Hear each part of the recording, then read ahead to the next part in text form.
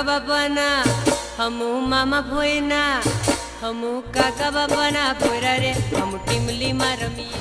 આપની આ સંગીતમય યાત્રાની શરૂઆત કેવી રીતે થઈ? હાલોલની અંદર જ નાના એવા નવરાત્રિ મહોત્સવ થતા ત્યારે હાલોલમાં MS હાઈસ્કૂલમાં એમાં મામા સાથે શરૂઆત કરી. દીદી તેરા દેવર દીવાના, કરણ અર્જુન, પછી અમુક ગીતો ડાન્સના હોય પંજાબી, આ બધું ધીરે ધીરે પ્રેક્ટિસ કરી અને બેન્ડ વાજાથી મારી શરૂઆત કરી. જે ભજન હું સૂર મંદિરનું સાંભળતો હતો એ ભજન મને ત્યાં ગાવા મળ્યું. તમે સપના સારા જોવો છો, વિચારો સારા કરો છો તો તમને હંમેશા ભગવાન સાથ આપે જ છે. પ્રથમ પહેલા સમરીએ રે સ્વામી તમને સુંડાળા. તું ઉતરતી ન છું, તને બોલવાની કોઈ ભાન નથી, તારી લેંગ્વેજમાં કોઈ ભાન નથી, તું નહીં સુધરે. અને જ્યારે મારી માના સપના પૂરા કરવા માટે જ્યારે મેં મારી જાતને થોડો ચેન્જ કર્યો ને ત્યારે એ ના રહી. એ મારા ભાઈઓ, અમારી બુનીઓ, મારા કાકા, અમારી કાચીઓ, પણ શું એ તમે હાલો મીનાવાડા, હાલો મોરાગઢ જઈએ દશામાં ને ધોમ. ઓહો, ગુડ મોર્નિંગ ગુજરાતમાં સ્વાગત છે દોસ્તો. હું શૌનક વ્યાસ. અને મિત્રો, આપણે ત્યાંની એટલે કે ગુજરાતી સંસ્કૃતિની મજા એ છે કે આપણી સંસ્કૃતિમાં સંગીત એ બહુ ઉચ્ચ સ્થાન પર હોય છે. આપણે બધા સંગીતના શોખીન હોય છે. ગુજરાતી ભલે વ્યાપારી કમ્યુનિટી ગણાય, વેપારમાં ખૂબ આગળ હોય, પણ એ વાત એની સાથે એટલી જ સાચી છે કે એ દરેક ગુજરાતી જે સારામાં સારો વેપારી હોય એ કલાનો ખૂબ શોખીન હોય છે, અને એમાં પણ સંગીત. અને આપણે ત્યાં એવા સરસ સરસ ગીતો, એવા સરસ સરસ અવાજો આવ્યા છે, એવા સરસ સરસ કલાકારો થયા છે કે જેમણે આ ગુજરાતી સંગીતને એ સ્તર પર લઈ જઈને મૂક્યું છે કે બીજા બધા સંગીતની સાથે સાથે આપણું સંગીત પણ વિશ્વ સ્તરે ખૂબ નામના મેળવી ચૂક્યું છે. અને એમાં પણ ખાસ કરીને લોકગીત, જેને આપણે કહીએ ફોક સોંગ. તો એ જે ફોક સોંગ છે એનો કલર બહુ જ જોરદાર છે. આજે આપણે એમ કહીએ કે કોઈ પણ પ્રકારના ગીતો એ વિશ્વભરમાં, ભારતભરમાં ગવાતા હોય છે, પણ જે ગુજરાતી લોકગીતોની છટા છે, એની જે છાપ છે એ બહુ અનેરી હોય છે જનમાનસ પર, અને એની એક મજા જ અલગ હોય છે. એ જે છાપ છે ને એ બહુ મજાની હોય છે, અને એટલા માટે જ ગુજરાતી ગીતો છે ને એ વિશ્વભરમાં ખૂબ પ્રખ્યાત છે. જે લોકો ગુજરાતી નથી એ પણ ગુજરાતી ગરબાના તાલે, ગુજરાતી ગીતોના તાલે એ ઝૂમતા જોવા મળે છે. અને એમાં બિલકુલ નવાઈ નથી, કારણ કે ગુજરાતી અવાજ જે નીકળે છે ને એ માટીનો અવાજ છે. એવા કલાકારોનો અવાજ છે કે જે આ માટીમાંથી નીકળ્યા અને એમણે પોતાના અવાજથી, એની મીઠાશથી લોકોના દિલોને જીતી લીધા. અને આજે એક એવો જ અવાજ આપણી સાથે છે, અને એ અવાજ એવો છે કે લાખો લોકોને જેમણે ઘેલું લગાડ્યું છે, લાખો લોકોને જેમણે ઝુમાવ્યા છે વર્ષોથી, અને એમનો અવાજ જ એમની ઓળખાણ છે. તો ચાલો એ અવાજ સાંભળીએ. ઓ જગ સે હારા નહીં મેં, खुद से हारा हूँ माँ, एक दिन चमकूंगा लेकिन हो माँ तेरा सितारा हूँ माँ, मेरी परछाई तेरा ख्याल, माई तेरी चूनरिया लहराई, जीना जीना रे उड़ा गुलाल, माँ तेरी चूनरिया लहराई ओ माँ. ક્યા વાત છે. હવે આ અવાજ હોય, આ મીઠાશ હોય, આ રણકાર હોય, તો પછી ગુજરાતી ગીતો કોણ ના સાંભળે. આ અદ્ભુત કલાકાર આપણી સાથે છે, એ આપણા માટે ગૌરવની વાત છે. કમલેશભાઈ બારોટ, આપનું સ્વાગત છે, ખૂબ ખૂબ સ્વાગત છે. અને જે રીતે આપે આ માની આરાધના કરી છે, જે આ જે સ્વર છે, આ જે ઊંચાઈ છે અવાજની, એ ખરેખર ક્યાંય જોવા નથી મળતી. અને એટલે જ કદાચ આપ લાખો દિલો પર રાજ કરો છો. પણ આપની આ સંગીતમય યાત્રાની શરૂઆત કેવી રીતે થઈ, ત્યાંથી શરૂઆત કરીએ કે તમે ક્યાંથી એવી ખબર પડી કે ભાઈ કમલેશ બારોટ જતા, અત્યારે તો રાજ કરો જ છો લોકોના હૃદય પર પોતાના સંગીતથી, પણ એ વખતે કેવી રીતે શરૂઆત કરેલી? શરૂઆતની વાત કરીએ તો એક નાનું એવું ગામ હાલોલ, હા અને જેમાં મારા પપ્પાનો વ્યવસાય ગાયો ભેંસો અને દૂધનો, અને જે પરિવારમાં દૂધ વેચી અને ગાયો ચરાવીને હું મોટો થયો, મમ્મીના હાથના રોટલા. વાહ વાહ વાહ. અને ધીરે ધીરે આપણા મ્યુઝિક લાઇનના જે ગરબા અને ગીતો, એ વખતે સૂર મંદિરનો જમાનો, એમાં હેમંતભાઈ ચૌહાણના ગરબા અને લોકગીતો વાગતા, એટલે ત્યારે મારા પપ્પાએ મને નાની એવી ટેપ લઈ આપી હતી, ભેંસો ચારવા જતો, એ ગરબા સાંભળતો, એ લોકગીતો સાંભળતો. ધીરે ધીરે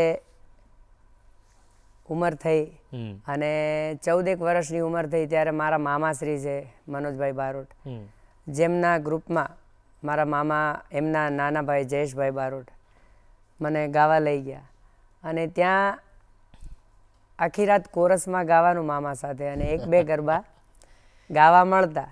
વાહ. એટલે એમાંથી હાલોલની અંદર જ નાના એવા નવરાત્રિ મહોત્સવ થતા ત્યારે હાલોલમાં MS હાઈસ્કૂલમાં, એમાં મામા સાથે શરૂઆત કરી. વાહ.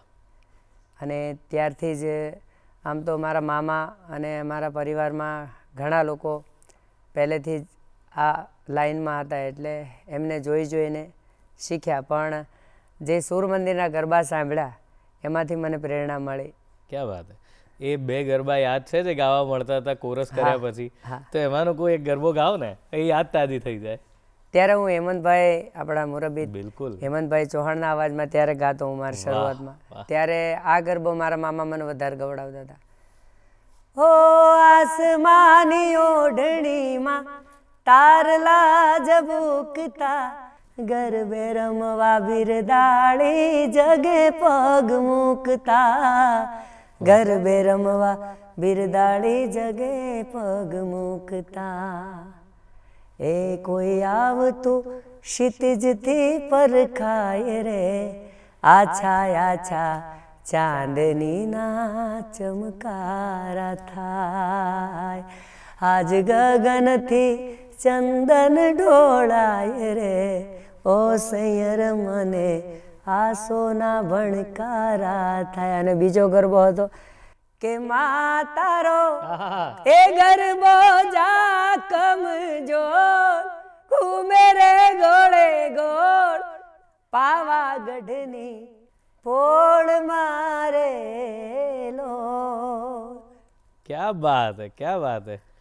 એક આપના વિશેની એક બહુ સરસ વાત છે કે જે સ્મિત, જે આનંદ આપના ચહેરા પર છે ને, એ જ આપના અવાજમાં આવે છે, અને એટલે જ અમારા બધાના હૃદય સુધી એ આનંદ પહોંચાડે છે ને અમને આનંદ થાય છે. તો આ રીતે આપે શરૂઆત કરી, અને આપે કીધું એમ કે પરિવાર હતો કે જે આપને એ રીતે સપોર્ટ કરી શકે એવો હતો કે હવે પણ આ તો સંગીતની લાઈન છે સાહેબ, આમાં કોઈનો કોઈ પરિવાર ચાલતો જ નથી. જી સાહેબ. આમાં તો કળા અને સાધના જ ચાલે છે. જી જી. તો એવો સમય જ્યારે આપે પોતે આપના ગીતો ગાવાનું શરૂ કર્યું, એ સમય કેવો હતો? આ મંચથી લઈ, આ 2 ગરબાથી લઈ અને પછી આખો કમલેશ બારોટનો કાર્યક્રમ આવે, એની જર્નીમાં કોઈ સંઘર્ષ ખરા બીજા?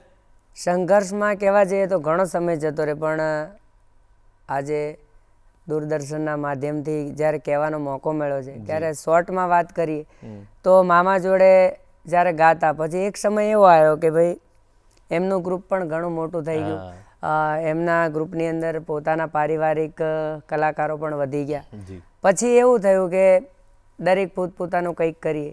તો એ ટાઈમે શરૂઆતમાં મારા નાના મામા હતા, એમની સાથે પછી કેમ કે એકલા ગાવાથી તો ઘર ચાલે નહીં, ઘર ચલાવવા માટે જોઈએ કંઈક બીજું કામ. તો શરૂઆત પછી મામા જોડે તો ગાતો, અને એમાંથી ધીરે કરી અને અમારા તાજપુરા કરીને નારાયણ બાપુનું ધામ છે, ત્યાં આગળ એક બેન્ડ વાજા હતા, મ્યુઝિક બેન્ડ. એટલે અમુક એમ થાય ગાવાનો ખૂબ શોખ, પણ સાથે સાથે થોડું વળતર મળે તો પપ્પા મમ્મી રાજી થાય ને વધારે સપોર્ટ મળે, નહીં તો પાછા નોકરીએ લગાડી દે.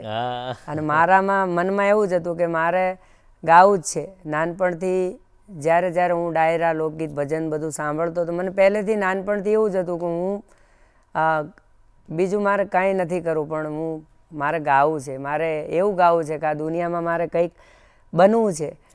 જે મારા પરિવારની અમુક પરિસ્થિતિ છે, એ પરિસ્થિતિને જો મારે પરિસ્થિતિ તો કોઈ પણ ધંધો કરીને તમે પૂરી કરી શકો. સુધારી શકો. પણ કલાકારની દુનિયામાં એવું હતું કે અમર થવાની ઔષધિ કાં કવિ ને કાં કીર્તાર.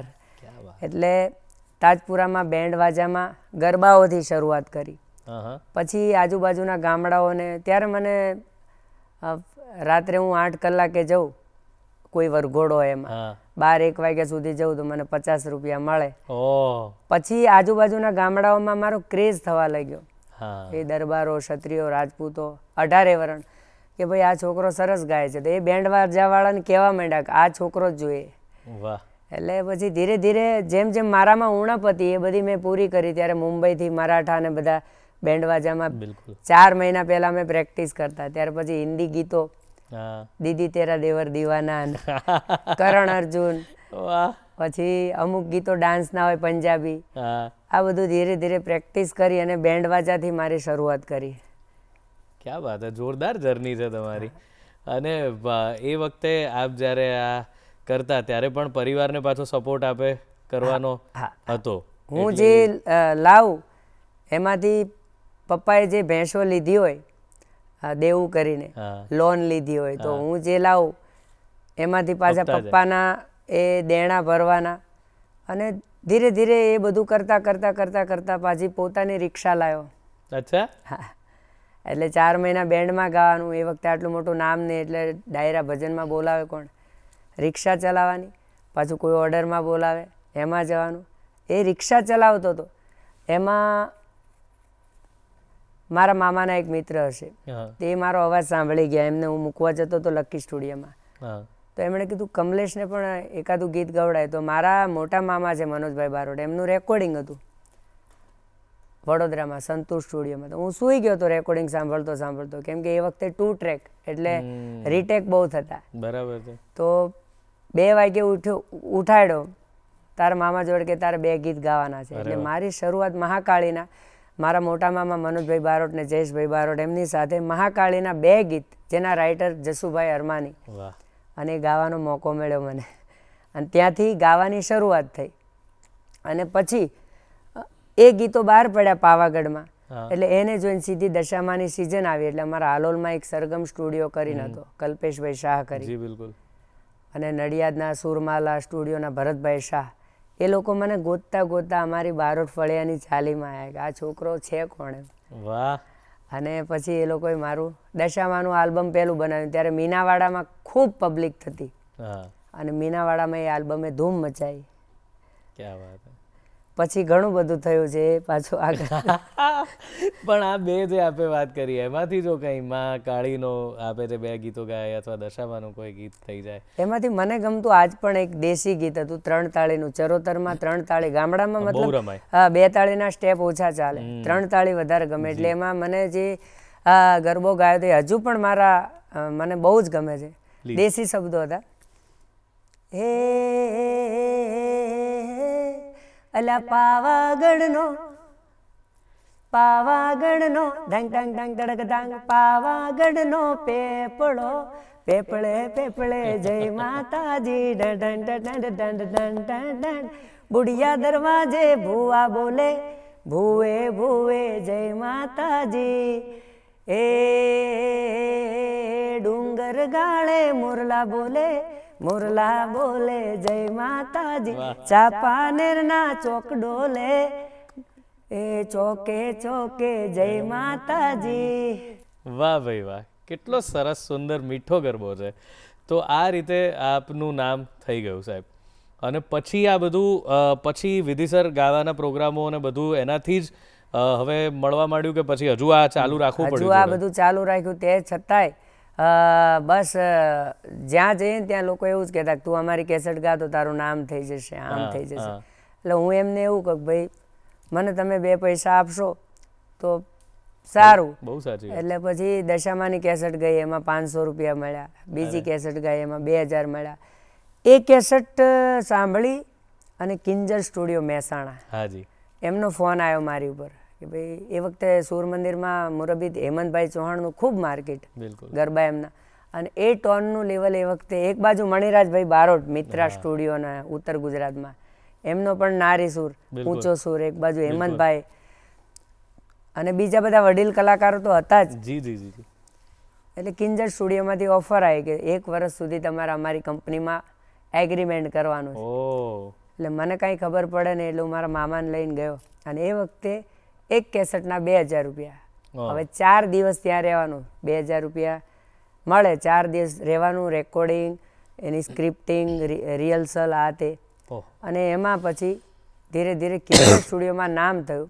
એટલે કિંજલ સ્ટુડિયોમાં જ મહેસાણામાં મને પ્રથમ ડાયરામાં બોલાવવામાં આવ્યો ગણપતિ મહોત્સવમાં, અને ત્યાં ભજન સંતવાણી નાતે કરી. પછી સાબરમતી અમદાવાદ, ત્યાં કોઈ ઓર્ગેનાઇઝર હશે, એણે મને ફોન કર્યો કે ભાઈ અમારે સાબરમતીમાં ગરબા છે, તમે આવશો? તો એ વખતે 1000 રૂપિયામાં મને નક્કી કર્યો હતો. એમને આઈ થિંક ચંદ્રકાંતભાઈ કરીને હતા, અને એ 1000 રૂપિયામાં શરૂઆત કરી ગરબાની. અને ત્યાં જે રિધમિસ્ટ આવતા એમણે કોમલ આર્ટ નરેશ સોલંકી કરીને એક ઓર્ગેનાઇઝર છે, એમને કીધું એક કલાકાર બહુ સારો આવ્યો છે. એટલે નરેશભાઈ સોલંકીએ મને પહેલા જ પ્રોગ્રામમાં દાવડામાં બોલાયો, મણિરાજભાઈ બારોટ, કનુભાઈ પટેલ એમની સાથે. ઓહો. તો એ વખતે મને થોડું ઘણું નોલેજ આવી ગયું હતું, એટલે મેં કીધું 5000 રૂપિયા લઉં છું. તો કે 5000 તો ન મળે, તને 3500 રૂપિયા આપીશ. તો હું બસમાં નડિયાદ ગયો, નડિયાદથી રિક્ષા કરી, રિક્ષામાં જબ્બો લેંગો અને પેલા સેન્ડલ અને થેલો અહીંયા ભરાઈને બજારમાં ચાલતો ચાલતો ગયો. કોઈ ઓળખે નહીં, કમલેશ બારોટ. પછી એ ભાઈને ફોન કર્યો, તો એ લાલાભાઈ કરીને અણિયાલના હતા, એ મને લેવા આવ્યા અને ત્યાં ઉપર લઈ ગયા મને સ્ટેજ ઉપર, ને મેં ગાવાનું શરૂઆત કરી. પબ્લિક ખૂબ, કેમ કે એ વખતે મારી ભાથીજીની કિંજલ સ્ટુડિયોની કેસેટો ખૂબ ધૂમ મચાવતી હતી, ફાગવેલમાં, દાવડામાં બધી. એટલે એ ભાથીજીના ગીતો ગાયા પછી મને એ બધા ઓળખતા થઈ ગયેલા કે આ જ છે. બરાબર છે. ક્યાં વાત છે. પછી એ નરેશભાઈ એગ્રીમેન્ટ કરી લીધું, તને એક આલ્બમના હું એક પ્રોગ્રામના 5000 આપીશ, વર્ષના 100 પ્રોગ્રામ કરવાના. ક્યાં વાત છે. એટલે ધીરે ધીરે ધીરે પછી એ બધા પૈસા આવ્યા. એમાંથી જે નળિયાવાળું ઘર હતું, એનો પહેલામાં પહેલું તો મારી બહેન હતી મારી સાથે, મારી નાની બહેન, એનું સપનું હતું કે ભાઈ આપણું આવું ઘર હોય. તો એ 2-2.5 લાખ રૂપિયા આવ્યા. એમાંથી પછી ઘર કરાયું. એ ટાઈમે 2001માં મારું ઘર બનાવ્યું, સમાજમાં જે હતું એ. વાહ. અને ક્યાં વાત છે. બહુ મજાની, બહુ પ્રેરણાત્મક વાતો છે કે ક્યાંથી ક્યાં તમે ગયા. પણ તમારી અગત્યની આખી વાતમાં એ વાત છે કે તમે સંગીત પ્રત્યેનો લગાવ એનો એ રાખ્યો અને એ તમને આગળ લઈ જાય. આમાં વિધિસર ક્યાંય તાલીમ લીધી હોય કે એવું કંઈ કર્યું પછી વચ્ચે, કે પછી આ ગોડ ગિફ્ટ તમારા તાલીમ લેવાની ઘણી ઈચ્છા હતી, સોરી, પણ કેવું થયું કે સમય જ ના મળ્યો. એક બાજુ બેન કે બેનના સપના પૂરા કરવાના, એક બાજુ પપ્પાના દેવા ભરવાના, એક બાજુ એમ થતું કે બધા વખાણ કરતા તારા અવાજમાં દમ છે, કંઈક મહેનત કર, હજુ આગળ વધીશ. તો બધાના આશીર્વાદથી ધીરે ધીરે ધીરે ધીરે. પણ વગર તાલીમે આપને જરૂર, એટલે ઘણા કલાકાર એવા હોય છે કે જેમને જરૂર હોતી નથી અને ઈશ્વરની કૃપા હોય છે કે જે ઉતરી જાય છે ગીતો. મને કુદરતી જ કૃપા હતી. મને ખબર નહીં, કોઈ આપણી, જો કે આપણા ગુરુ ઘણા બેઠા છે દુનિયામાં, પણ બને ત્યાં સુધી સૂરની પકડ સારી હતી. અને જેને સૂરની પકડ હોય ને અને થોડું ઘણું નોલેજ હોય તાલનું, એટલે ધીરે ધીરે જેમ અનુભવ થાય એમ માણસ ઘડાતો જાય. એ વખતે ખબર નથી કે મેજર શું કહેવાય, માઇનર શું કહેવાય, પણ એટલી ખબર પડતી હતી આના પછી આ ગરબો ગઈશ ને તો પબ્લિકને મજા આવશે. ક્યાં વાત. એટલે અને કોઈને કંટાળો આવે તો ગીત બદલી નાખતા. તૈયારીમાં ખબર પડી જાય. આમ સામે તો બધા ધુરંધરો બેઠા હોય પબ્લિકમાં, એટલે કોઈ એમ એના એક્સપ્રેશન જોઈને ખબર પડી જતી કે આ મેં ગાયું તો મજા નથી આવતી, એટલે તૈયારીમાં થોડી વારમાં ચેન્જ કરી નાખતા. ક્યાં વાત હે, ક્યાં વાત. ભાઈ વાત થઈ રહી છે કમલેશભાઈ સાથે, અને મજાની વાત એ છે કે સાચો કલાકાર એ કે જે જનતા માટે, કે જે ચાહકો છે, પ્રેક્ષકો છે, કે જે ઝૂંબા આવ્યા છે એમના માટે ગાય, એમને સમજે અને જે પણ કલા છે એ એમના માટે સમર્પિત કરે. આ વાત બહુ કામની છે અને સમજવા શીખવા જેવી છે. આવી જ સરસ મજાની વાતો કરવાની છે. ટીમલી સાંભળવી છે ને તમારે બધાએ, એ સાંભળીશું, બધા ગીતોય સાંભળીશું એમના. પણ અત્યારે સમય છે વિરામનો. મળીએ વિરામને પેલે પાર. સ્વાગત છે વિરામ બાદ ગુડ મોર્નિંગ ગુજરાતમાં દોસ્તો, અને કમલેશભાઈ છે આપણી સાથે. કેટલી સરસ મજાની વાત છે કે એક સંગીત છે જેને અલગ અલગ ફોર્મમાં, એટલે આપણે એમ માનતા હોઈએ કે સીધી જે મંચની ચાહના હોય છે લોકોને કે એક સ્ટેજ મળી જાય મને અને હું છવાઈ જાઉં, પણ એના સુધી પહોંચવા માટે જે જગ્યાએ જવું પડતું હોય છે, જે સંઘર્ષ કરવો પડતો હોય છે, એનું સરસ ઉદાહરણ કમલેશભાઈ છે. અને કમલેશભાઈ, ખરેખર મને તો બહુ જે મજા પડે છે કે જે રીતે આપની પ્રગતિ થઈ અને આપ આગળ વધી રહ્યા છો. હવે આપણે વાત હતી ત્યાં કે આપે આ રીતે ગાવાનું શરૂ કર્યું, આપને કોન્ટ્રાક્ટ થવા માંડ્યા અને ઘરમાં પણ બહુ સુખ સંપત્તિ આપના થકી આવવા માંડી. હવે આગળ જઈએ તો પહેલો મોટું એવું તમને ક્યાં લાગ્યું કે આ બધું તો સરસ ચાલે જ છે, લોકો ચાહના તો મળે છે, પણ અવારનવાર આપે સૂર મંદિરનું નામ પહેલેથી લીધું છે જી કે એ વખતે સૂર મંદિર, અને ખરેખર અમે બધા પણ, આપણે બધા પણ એ સૂર મંદિરની કેસેટો સાંભળીને જે સમજતા થયા કે ગુજરાતી ગરબા કેવા હોય ને આ બધા કલાકારો મોટા મોટા એમને સાંભળતા થયા. તો આપનો સૂર મંદિરમાં પ્રવેશ ક્યારે થયો અને શું હતી એ ઘડી? કિંજર સ્ટુડિયોમાંથી જેવો મારો કોન્ટ્રાક્ટ છૂટો થવાનો હતો ત્યારે કનુભાઈ પટેલ પતઈ રાજા, એમને મારા વંદન છે. અત્યારે તો આ દુનિયામાં નથી, એમને ખૂબ મિસ કરીએ છીએ, બહુ સારા સિંગર હતા. પણ પતઈ રાજા ગરબો ગાઈ અને એમનું નામ થઈ ગયું એટલે કિંજર સ્ટુડિયો એમનો પણ કોન્ટ્રાક્ટ કર્યો. અને એ વખતે અપ્પુભાઈ, એડવિન વાઝ અપ્પુભાઈ, એમનું ખૂબ સારું મ્યુઝિક લેવલે નામ. અત્યારે પણ એમના એ વખતેના ગરબા ભજન આપણે સાંભળીએ તો આપણને ક્યાંક ને ક્યાંક ટચ થાય. તો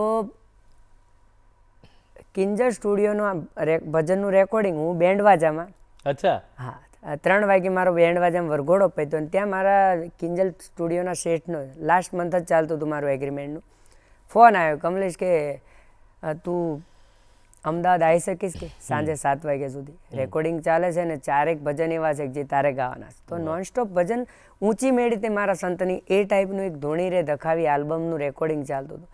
4-5 ગીત એવા હતા કે જે કનુભાઈને કદાચ મારું નસીબ મને એ ભજન ગાવા બોલાવતું હશે તો કનુભાઈને થોડું શૂટ નહીં થયું હોય, કેમ કે દરેકના નેચરના દરેક અલગ અલગ સોંગ હોય છે. તો કનુભાઈએ કીધું કે આપણા કમલેશને બોલાવી લો. ક્યાં વાત. અને એમની સાથે હું પહેલેથી રહેતો, કેમ કે એ મારા પપ્પા સમાન હતા. અને મારો નિયમ છે કે હંમેશા આપણા વડીલોને માન આપવું. હું તો બધાને કહું છું કે તમે ગમે એટલા આગળ વધો કે તમારી ગમે એટલી સારી ગાયકી હોય, પણ તમે તમારાથી નાના ગાયક અને તમારાથી વડીલ સિંગર હોય એમને હંમેશા ક્યારેય એવું ના લાગવું હોય છે કે હવે આને આજની ભાષામાં કહીએ તો આને અભિમાન આવી ગયો છે કે આને થોડું ઘણું હવે બહુ. તો બધાને એ ટાઈમે હું નમતો હતો ને, અત્યારે નમી જઉં છું. મને ઘણા કહે છે કે બહુ નહીં નમવાનું, થોડું આમ રાખવાનું, થોડું આમ, પણ હવે નેચરમાં નથી આવતું. થોડું ઘણું ધંધાના લીધે બોલવું પડે અમુક વાર, હાજી હાજી બરાબર હું કમલેશ બારોડ, પણ અંદરથી એવું નથી બોલાતું. તો એ હું 7:30ની જગ્યાએ બસમાં બરોડાથી મેટાડોરમાં, હાલોલથી મેટાડોરમાં બેસી 10 રૂપિયા મેટાડોરના, અને ત્યાંથી બસમાં બેસીને ઉતર્યો. ઉતરીને સીધો સિટી બસમાં બેસી અને મને લેવા આવ્યા. એડ્રેસ મળતું નહોતું ત્યારે તો આ મેપ નહીં, એટલે લેવા આવ્યા. 9:30 હું પહોંચ્યો અને મને જમાડ્યું ને બસ મને પહેલું જ ભજન ગવડાવ્યું એમાં. અને હું ખુશ થઈ ગયો. જે ભજન હું સૂર મંદિરનું સાંભળતો હતો એ ભજન મને ત્યાં ગાવા મળ્યું. તમે સપના સારા જોવો છો, વિચારો સારા કરો છો તો તમને હંમેશા ભગવાન સાથ આપે જ છે. અને આનો સાચો દાખલો છે કે મેં ઊંચી મેળી તે મારા સંતની, એમાં મને પહેલું જ ભજન બહુ ગમતું હતું ને એ જ ભજન મને કિંજર સ્ટુડિયોમાં ગાવા મળ્યું. વાહ, થઈ જાય ભજન તો અત્યારે. જો કે મુરબ્બી હેમંતભાઈ જેવું ના ગવાય આપણાથી, પણ સપનું હતું. હા, પ્રથમ પહેલા સમરીએ રે સ્વામી તમને સુંડાળા, પ્રથમ પહેલા હે સમરીએ રે સ્વામી તમને સુંડાળા. ભાવ છે ને, ભાવમાં જતા રહ્યા. અને તમે જે બોલ્યા એ ખરેખર કોઈ જો નામ લખ્યું હોય અથવા ઉલ્લેખ ના કરો તો એકદમ એવું લાગે કે હેમંતભાઈએ ગાયું છે આ ભજન. એટલી સરસ રીતે તમે એને ગાયું. ક્યાં વાત. માતા રે કહીએ પાર્વતી રે સ્વામી તમને સુંડાળા પિતા શંકર દેવ મારા દેવતા મેર કરો ને મહારાજ રે ધૂણી રે દખાવી બેલી અમે તારા નામની. એમાં આ શબ્દો બહુ ગમે છે મને.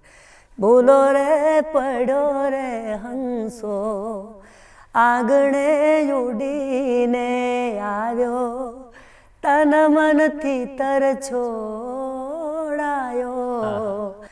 માર્ગ માર્ગ યથડાયો હે ગમ ના પડે રે જીવને ઓ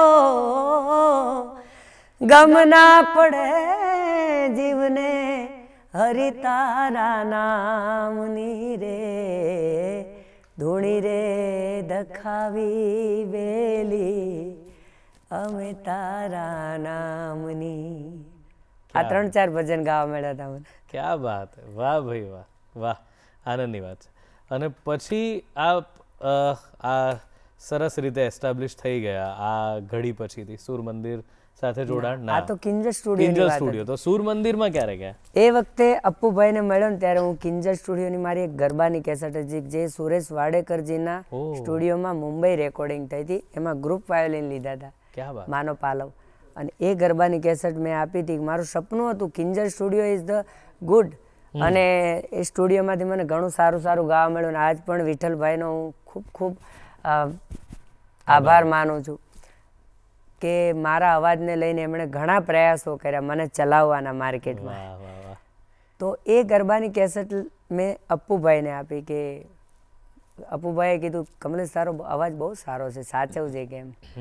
મેં કીધું મામા મારા લાયક કંઈ હોય તો સુર મંદિરમાં કહેજો. અને બસ એ કુદરત કહો કે મા બાપના આશીર્વાદ કહો કે તમારું કોઈ નસીબ કહો. એ કેસેટ આપી એના 3 મહિના પછી હેમંતભાઈનું એગ્રીમેન્ટ થયું ટી સિરીઝમાં. અને મને એમ થયું કે આ ભગવાનની કૃપા કહેવાય કે આશીર્વાદ કહેવાય. અને અપ્પુભાઈએ મને ફોન કર્યો કે સુર મંદિરમાં રેકોર્ડિંગ છે તો તું આવજે. પણ એ વખતે હું જઈ ના શક્યો, બેન્ડ વાજાના લીધે નોકરી ચાલુ હતી. અને પાવાગઢ હતો અને મારા મામાનો ફોન આવ્યો મને. હું પૂનમ ભરવા જતો માતાજીની મહાકાળીની. તો જયેશ મામાનો ફોન આવ્યો કે ભાઈ એ થોડા કોઈ પ્રોડ્યુસરથી ઇગ્નોર થયા હશે, બધું મારું સાચવતા હશે એમ કે કમલેશને આટલા થોડા પૈસા અપાય, એમ અમે જે આપીએ એ લઈ લેવાય, એમનું પણ ભલું થાય જે કોઈ પ્રોડ્યુસર હતા એ. તો મારા મામાએ એવું કીધું હવે આપણે આ બધી જગ્યાએ નથી જવું. થોડા મારા મામા થોડા સ્ટ્રોંગ હતા અને આજ પણ છે, સ્ટ્રોંગ જ છે. તો મને કે આપણે સુર મંદિરમાં જઈએ. એટલે જનકભાઈ પટેલ સાહેબને સુર મંદિરમાં એમણે ફોન કર્યો. તો મારા મામાએ ફોન કર્યો કમલેશ બારોટને લઈને મારે તમારે ત્યાં આવવું છે. તો હું તો પાવાગઢમાં પૂનમ ભરીને 3 વાગે ઉતરી અને સીધો 4-4:30 આવ્યો. ત્યાંથી એવું કીધું ભાઈ 9 વાગ્યા સુધી આવી જજો, પછી કાલથી અમે બીજા રેકોર્ડિંગ ડિપાર્ટમેન્ટમાં છીએ. તો 9 વાગે કેવી રીતે પહોંચ્યું? તો ટાટા સુમો કરી, સંજયભાઈ ભરવાડ કરીને હાલોલના. હવે ટાટા સુમો કરી તો ખરી પણ ભાડું 950 રૂપિયા અને ભાડું નહીં. એટલે 2-4 માણસોને કીધું મારે સારા સ્ટુડિયોમાં જવાનું છે. મિત્રોએ મદદ કરી, 501 રૂપિયા હું લાવ્યો અને 300-400 રૂપિયા મામાએ ભેગા કરી, એમ કરી 900 રૂપિયા ભાડું આપીને સુર મંદિરમાં ગયા. ત્યાં ગયા પછી પણ એટલી મોટી ઓફિસમાં બેસવું એટલે મને કીધું જનકભાઈએ કે બોલ શું ગાય છે તું? એટલે હું તો હેમંતભાઈ ઉપર ઓળ ગોળ હતો એટલે મને એમ કે એ ટી સિરીઝમાં ગયા છે એટલે હું એ બધું ગાઉં એટલે મારો મેળ પડી જાય. તો હેમંતભાઈના ગરબા સાંભળાયા અને બધું સંભળાયું. એટલે જનકભાઈમાં એક ટિપિકલ સ્વભાવ હતો કે કંઈક નવું કરવાની એમની ઈચ્છા. જી. એટલે મને કે હેમંતભાઈના તો હજુ 35 આલ્બમ માર જોડ પડ્યા છે, તારામાં શું છે, તું શું કરી શકીશ? તો મેં કીધું હું શું કરીશ એ તો મને અત્યારે ખબર નથી, પણ એની માટે મને મોકો આપો અઠવાડિયાનો. એટલે મળીને નીકળી ગયા. મને કે કંઈ નહીં, તારો અવાજ સારો છે પણ કંઈક નવું હોય તો આવજે એમ. કારણ કે સુર મંદિર હંમેશા કંઈક નવું આપતું રહે છે. એટલે તું જે લઈને આવ્યો છે એ વસ્તુ તો મારી પાસે ઓલરેડી પ્રોડક્ટ પડી જ છે. ઘરે જતો રહ્યો. પછી મારા મામાએ કીધું કે તને ફરી બોલાવ તું જજે એમ. હા મારું ચિંતા ના કરતો. પછી બજારમાં એક શાકભાજીની લારી આવી હતી હા અમારા ફળિયામાં. એ કાકા, આ સાચી વાત હો, આમાંથી કોઈ વાત જૂઠી નહીં. હા હા એ ગોરધન કાકા શાકભાજીની લારી લઈને આવે ને, કોમેડી કાકા. હા એ મારા કાકા, એ મારી કાકીઓ, ભાઈઓ, બુનો, શાકભાજી લઈ લો, કેળા લઈ લો. હમ હવે આ કાકા ને કાકીઓમાંથી મને હુજ્યું. એટલે રાત્રે લગભગ 3:30 વાગે હું બેસી અને બેઠા બેઠા એક મુખડું બનાવ્યું. હા અને 6ઠ્ઠો મહિનો ને 7મા મહિનામાં દશામાના વ્રત આવે. એટલે દશામાથી જ મારી શરૂઆત થઈ. મારી કુળદેવી મોમાઈમાં, એટલે દશામાન બહુ માનતા. એટલે મેં સીધું ગીત બનાવ્યું. અને ગીત બનાવી અને બીજે દિવસે એમને ફોન કરીને સંભળાવ્યું, મેં આવું ગીત બનાવ્યું. જનકભાઈને હા. તો મને કે સરસ છે, કે જો મારે આવું જોઈતું હતું, કે આવી જતું.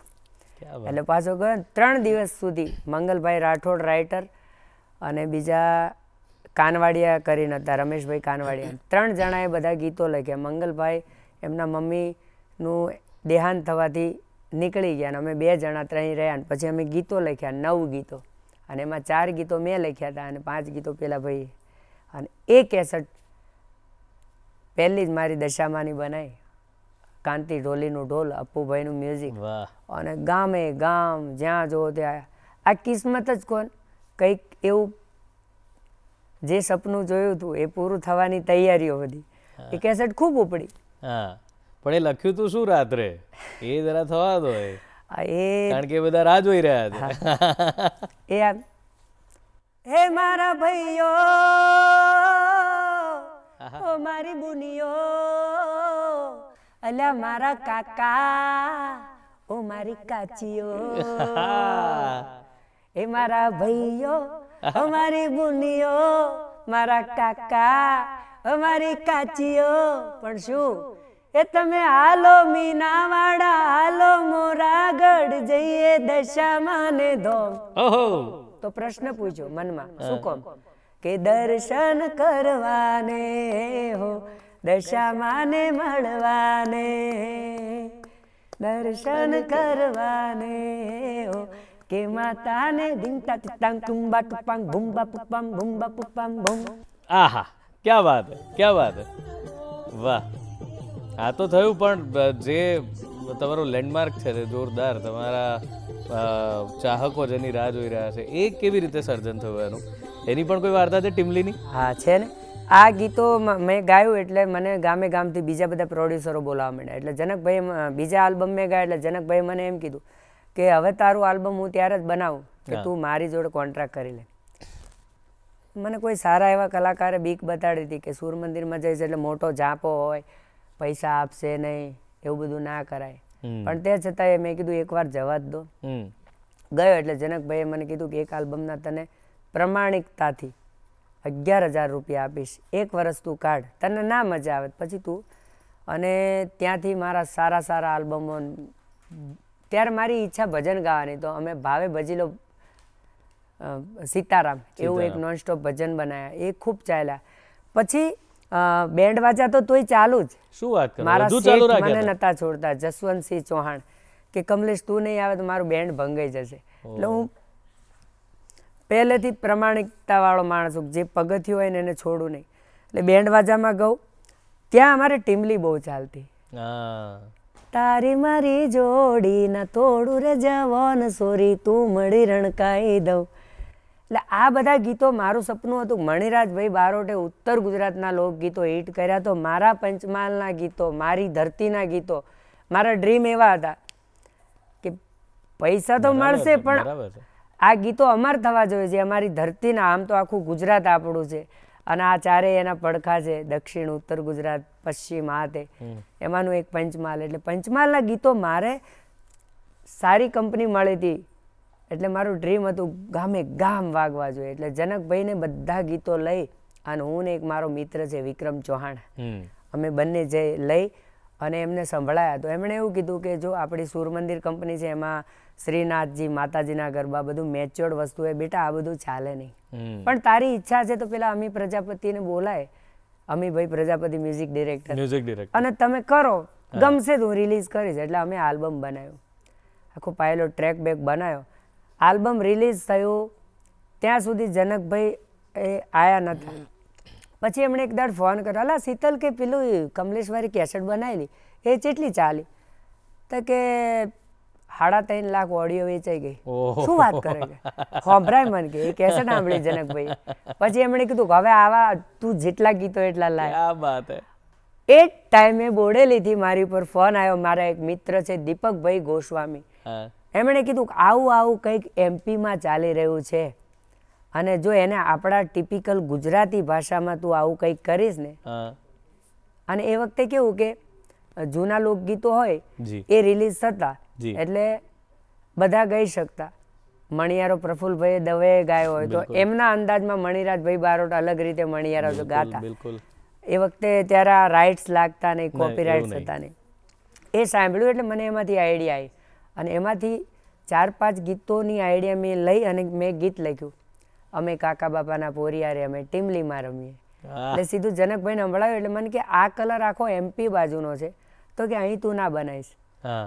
એટલે સીધી ટ્રેનની ટિકિટ કરી અને હું ને વિક્રમ ચૌહાણ ઇન્દોરમાં ગયા. અચ્છા. અને ઇન્દોરમાં અઠવાડિયા સુધી આ ગીતો ત્યાંના રાઇટરોને બધાને બોલાવી, કેમ કે ત્યાં જનકભાઈનું ખૂબ માન હતું. હા. હા. એટલે ત્યાં સુનિલભાઈ કરીને મ્યુઝિક ડાયરેક્ટર હતા, સુનિલભાઈ શર્મા. એમણે બધા બીજા સિંગરોને બોલાયા कि कमलेश भाई को अपनी लैंग्वेज बताइए और यहाँ के कुछ और गाने हैं तो भी दीजिए, કેમ કે એ વખતે મારી જોડી બધે ખૂબ ધૂમ મચાવી લીધી હતી. હા.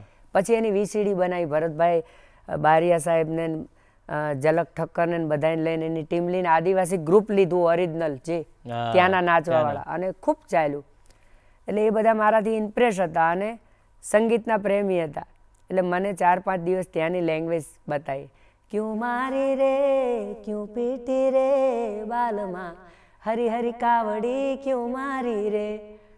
એટલે બધા જોડે સંબંધો થાય. ત્યાં એક કેસેટ બનાવી કાકા બાપાના પોરિયા, અને પાછું એનું શૂટિંગ કર્યું.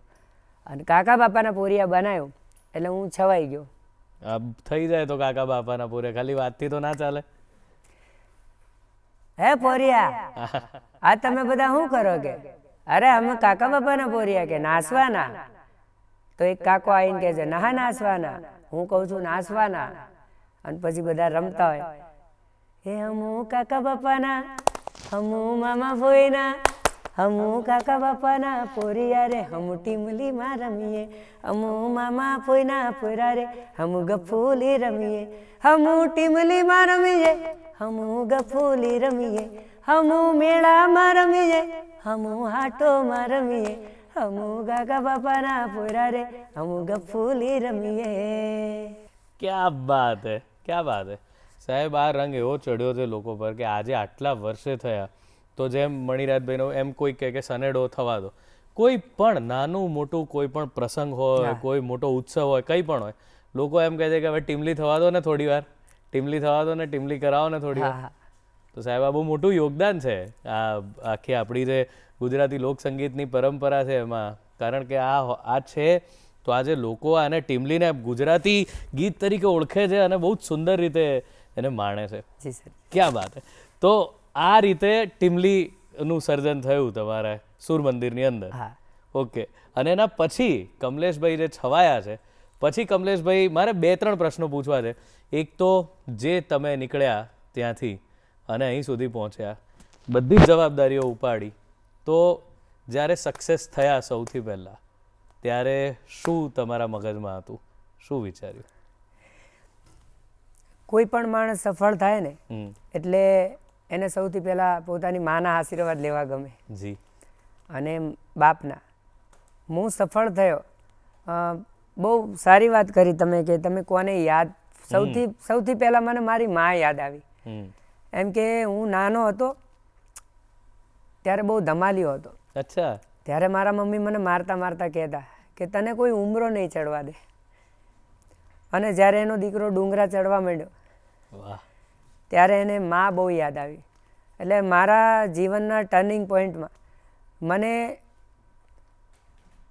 આઈ થિંક દુનિયામાં બધું મળી ગયું, હા નામ મળ્યું, પૈસા મળ્યા, પ્રગતિ થઈ, દોસ્તારો મળ્યા, પણ આજ સુધી હું જે મારી પાસે નથી ને,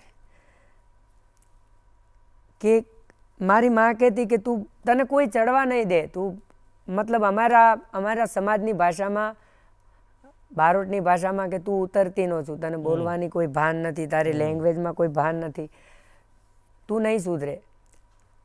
અને જ્યારે મારી માના સપના પૂરા કરવા માટે જ્યારે મેં મારી જાતને થોડો ચેન્જ કર્યો ને, ત્યારે એ ના રહી. બસ એ ટાઈમે મને એમ થઈ ગયું કદાચ મારા મમ્મીઓ તો આજે કેવા. ઘણી વાર ખોટા પડવાનો મા બાપને બહુ આનંદ હોય છે કે જેના માટે એમ હતું દીકરા અંદરથી તો એમને એ વખતે પણ એવું જ હોય કે આ જરા વઢું કરું તો આ સરખી લાઈન પર આવે. જી. પણ અને એમને જ યાદ કરીને કદાચ તમે આજના કાર્યક્રમની શરૂઆતમાં માનું ગીત ગાયું અને એ શબ્દો પણ કંઈક એવા જ હતા, જગ સે હારા નહીં મેં ખુદ સે હારા હું માં, એક દિન ચમકુંગા તેરા સિતારા હું માં. ક્યા બાત હે. તો એ ખોટ તો કમલેશભાઈ કોઈ પૂરી કરી શકે એમ છે જ નહીં, પણ આજે પણ એ વાત તો છે જ કે મા બાપ તો જ્યાં હોય ને ત્યાં દીકરાઓ દીકરીઓ એ જો પ્રગતિ કરતા હોય ને તો એમની આત્માને બહુ આનંદ થતો હોય, બહુ આશીર્વાદ મળતા હોય એમના. એ તો ખરું જ. ખોટ પૂરી ના થાય, પણ મારા પપ્પાએ ટ્રાય કર્યો. મારા પપ્પાના એ વખતે મારા પપ્પા 32 વર્ષના અને મમ્મી 24 વર્ષની ઉંમરે એક્સપાયર થઈ ગયા. અને હું લગભગ નાનો હતો. તો પપ્પાના બીજા મેરેજ કરવાના હતા. વડીલો કે જવાન ચટ માણસ એમ. હા બરાબર છે. મા બાપ કાળજી રાખે, તો મારા પપ્પાએ બીજા મેરેજ ના કર્યા. એમણે એવું કીધું કે મારો એક દીકરો છે અને દીકરી છે, આ બે ફૂલડાના સહારે હું જીવી લઈશ. એટલે મારા મમ્મી પછી મને એમ કીધું તારે જે કરવું એ કર, તું દોડ એમ. અને સાચવ્યો. અને હજુ પણ મારા પપ્પા મારું આખું ફેમિલી સાચવે છે. અને મને કહે છે કે હજુ તારે જે કરવું એ કર. બહુ મોટી હિંમત છે, કારણ કે તમે તો દેશ વિદેશમાં કાર્યક્રમોમાં વ્યસ્ત હો, બધું હોય, પણ એક પાછળ જે પરિવાર છે એનું ધ્યાન રાખવાવાળું કોઈ છે અને તમને છૂટો દોર આપે છે કે જાઓ, તો એની ચિંતા ના કરતા અહીંયા છીએ. પણ એટલું ખરું કે અત્યારે પપ્પા મને પ્રેમ નથી કરતા, અત્યારે મારા સંતાનોને પ્રેમ કરે છે. હવે એમને મૂડી કરતા વ્યાજ વાળું લાગે છે. મારા છોકરા કે બાલ બચ્ચાને લઈને, દીકરાને દીકરી, મારો મોટો બાબો છે એ અત્યારે 19 વર્ષનો થઈ ગયો છે, મિત બારોટ. એ પણ અત્યારે મ્યુઝિકમાં છે. મેં જોયા, એના પણ વિડિયો જોયા, ખૂબ સુંદર ગાય છે. દીકરી છે એ પણ 18 વર્ષની થઈ ગઈ. નાનો દીકરો 17 વર્ષનો. હવે અમે બજારમાં નીકળીએ ને તો છોકરા પાછળ બેઠા ને મને માથે હાથ ના મેલે. આમ છોકરાઓ મારા બાળકોને હાથ મેલવે. વાહ. કેમ કે દાદાને હવે વ્યાજ વાલું થઈ ગયું. બિલકુલ બિલકુલ બિલકુલ.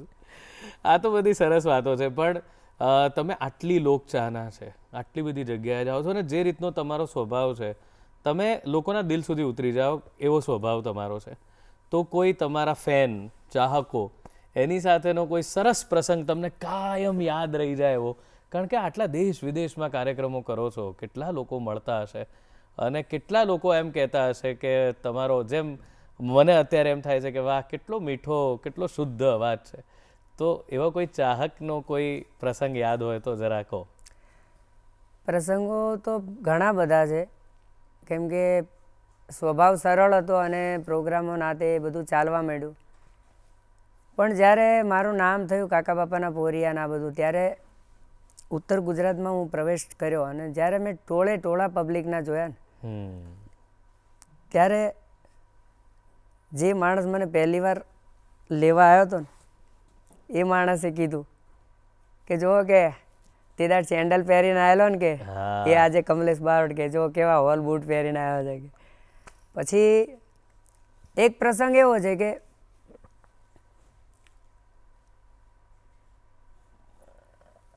માણસની પ્રગતિ થાય ને જેમ જેમ, તો એક બાજુ એને સદબુદ્ધિ પણ આવે ને એક બાજુ થોડી, કેમ કે પૈસો વસ્તુ એવી છે. તો હું રિક્ષા ચલાવતો હતો ત્યારે મારા ધર્મપત્ની છે એ એમનું ફેમિલી ને બધા મારી રિક્ષામાં બેસતા.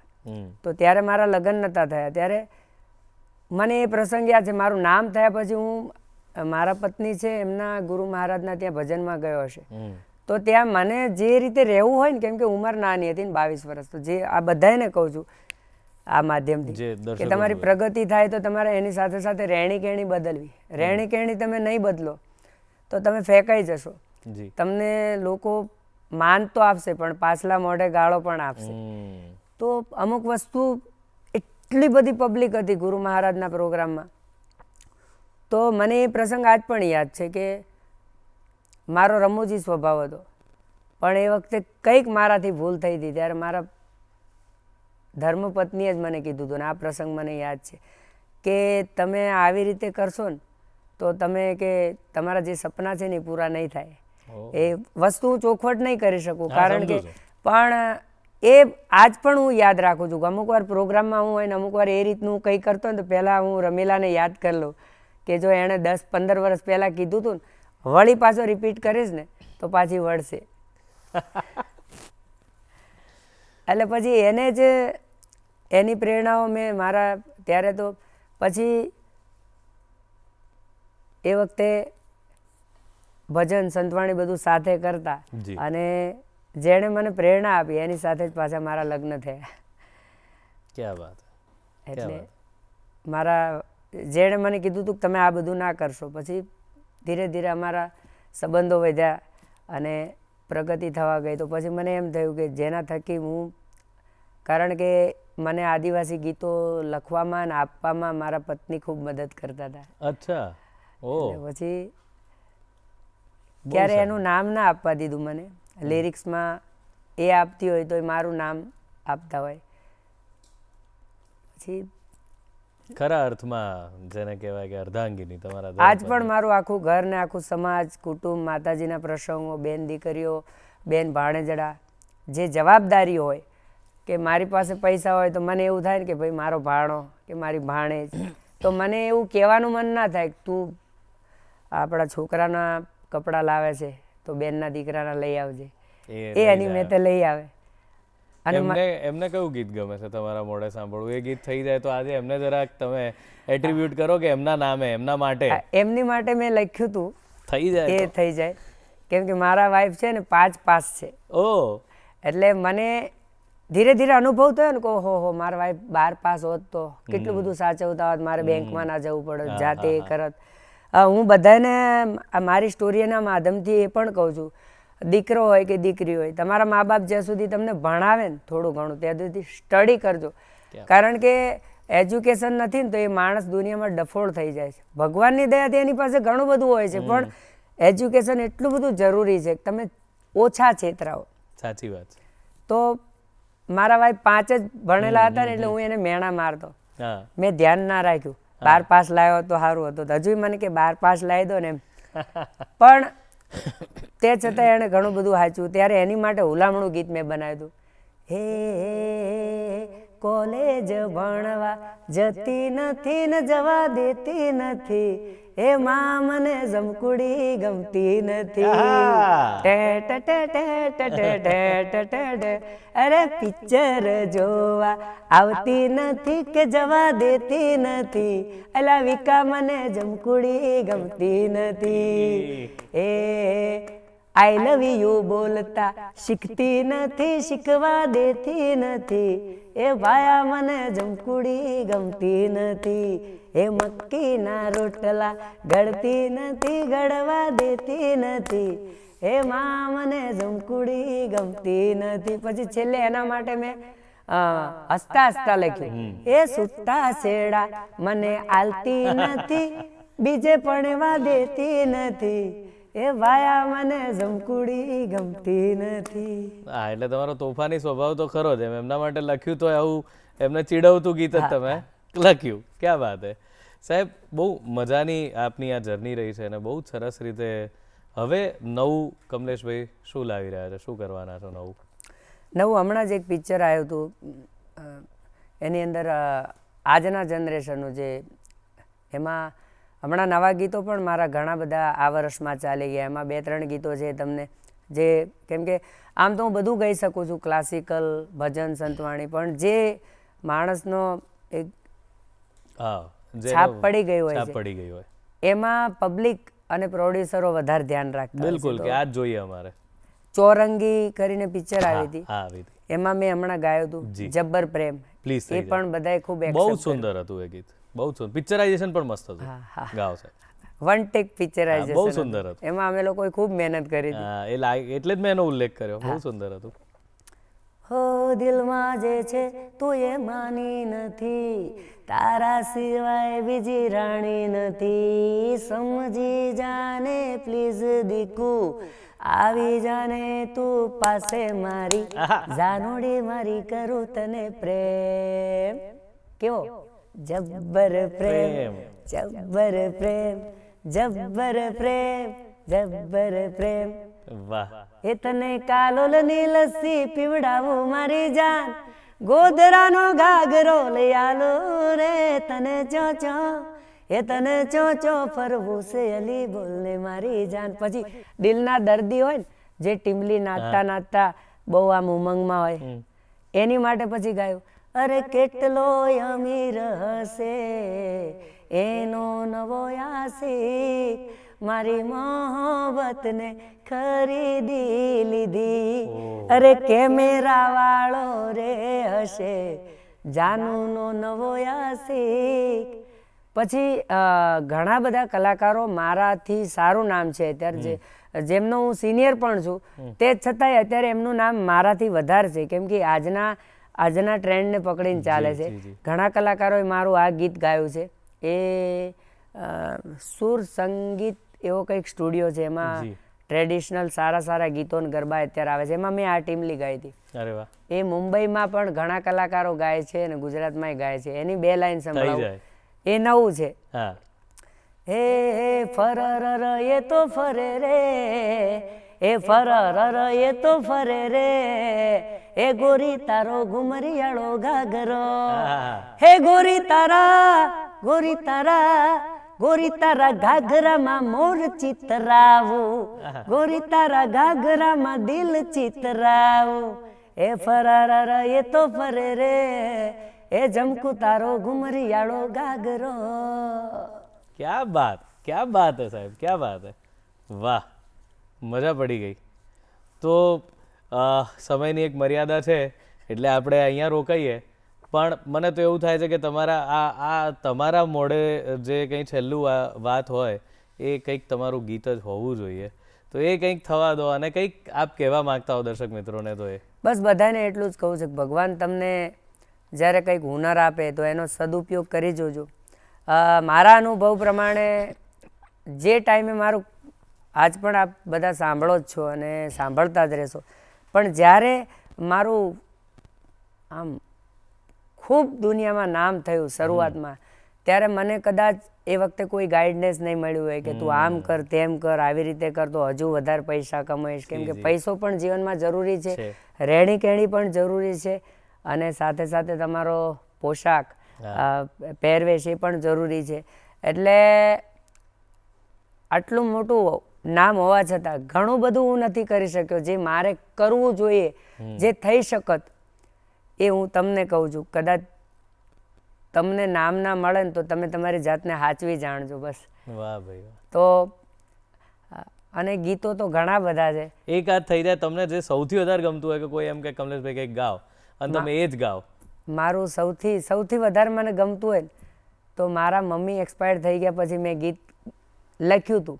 આજ સુધી મેં ગાયું નથી. હવે મારો પોતાનો સ્ટુડિયો છે, એમાં હું ગાઈશ પ્લીઝ. કેમ કે મારા સૌથી દુનિયામાં ગીતો તો મારા બધાય મને વાલા છે અને બધા આપ સૌ સાંભળતા જ હશો, પણ સૌથી વધારે મને મારી મા વાલી છે. અને એના માટે મેં જે ગીત લખ્યું હતું એના 2 શબ્દો ગઈ અને આપ કહેશો તો હું મારી વાણીને વિરામ આપીશ. હો મને સપનામાં આવે દિન રાત મોરી માં, કારણ કે જ્યારે કાંઈ નહોતું, માં નથી, ત્યારે કોઈ બટકું રોટલો પણ નહોતા આપતા. અને પછી તમે કંઈક બની જાઓ પછી તો ઘણા બધા આવે. એમાં મારો પરિવાર, મારા કાકા કુટુંબે મને ઘણો સાચવે છે, પણ ઘણાના કડવા અનુભવ પણ અંદર છે, એ કહેવાય નહીં. પણ માં ના હોય ને કહેવત છે કે માં ના હોય ને ત્યારે તમને કોઈ સારા મોઢે બોલાવે નહીં, અને ત્યારે જ્યારે ભૂખો તરસ્યો પેટ ભરીને ખાવું હોય પણ માં હોય તો માંગી શકીએ, બીજા જોડે મંગાય નહીં, જેટલું આપ્યું હોય જોઈએ છે કાંઈ હવે તો અવાજ સાંભળીને જ આપણને એમ થાય કે ના ના બસ થઈ ગયું. ત્યારે રાતે સૂતો હતો ને ત્યારે માં સપનામાં આવતી, ત્યારે આ ગીત લખ્યું હતું, હે મને સપનામાં આવે દિન રાત મોરી માં, દિન રાત મોરી માં, હવે મારે જીવવું લાગે છે બેકારમાં. કેમ? હો માડીનો રોટલો યાદ બહુ આવે, માડીની ખીચડી યાદ બહુ આવે, એનો જમવાનો સ્વાદ મારી યાદમાં, મારી યાદમાં, મારે જીવવું લાગે છે બેકારમાં.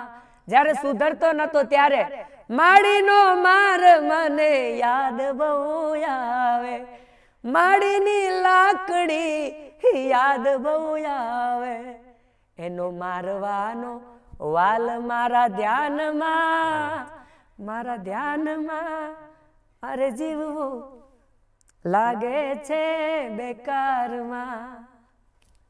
ક્યાં વાત હે, વાહ!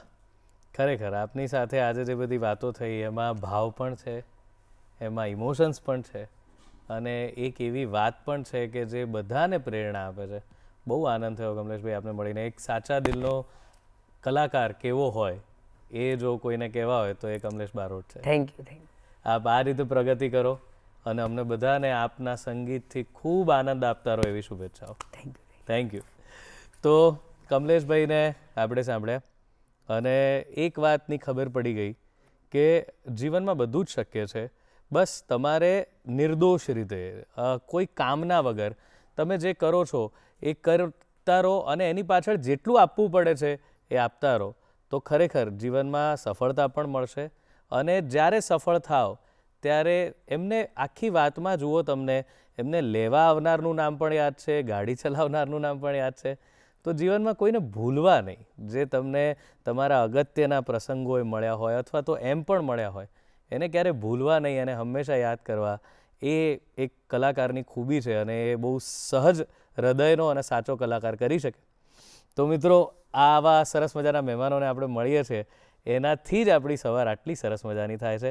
પણ તમને આ સવાર કેવી લાગી રહી છે એ અમને ચોક્કસ લખીને મોકલજો. અમારું ઈમેલ આઈડી છે goodmorninggujaratShow@gmail.com. આ કાર્યક્રમ તમે યુટ્યુબ ચેનલ પર નિહાળી શકો છો. અને હવે જતાં જતાં એક સરસ મજાના ગીત સાથે આપને મૂકતા જઈએ છીએ. જે વાત કમલેશભાઈએ કરી એવી જ વાત છે કે જીવન સમજાતું જ નથી, એમ કે જ્યારે જે વસ્તુ હોય ત્યારે આપણે ખબર નથી પડતી કે આપણી સાથે છે અને કેમ આપણી સાથે હવે નથી. જ્યારે પ્રશ્ન થાય છે ત્યારે સમય બદલાઈ ચૂક્યો હોય છે.